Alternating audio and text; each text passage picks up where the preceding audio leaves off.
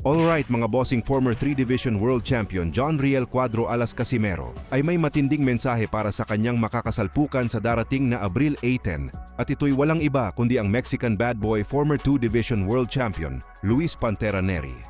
Anong masasabi mo at anong may papangako mo sa nalalapit mong laban ninyo kay Nery? Ayun, una-una sa lahat, pagkasalamat pa ako na binigyan tayo ng lakas at para sa laban na to this coming April 18, so magpaka na sa Kristan. Ayun, at kita-kits tayo dyan, mga solid supporters natin. Ayun, ipapangako ko sa inyo, mananalo tayo. Hopefully, knockout, pagsakan. Let's go!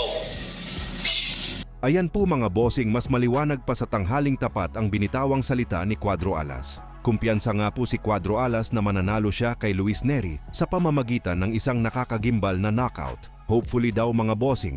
Samantala ayon sa isang mensahe ni Casimero, ibalik natin ang sigla gaya ng dati sa panahon ni Boss Manny habang nakikipagdigmaan sa mga elite na Meksikano boxer. Ayon pa kay Casimero, suportahan niyo ako. Itaas ulit natin ang bandira ng Pilipinas, bakbakan na.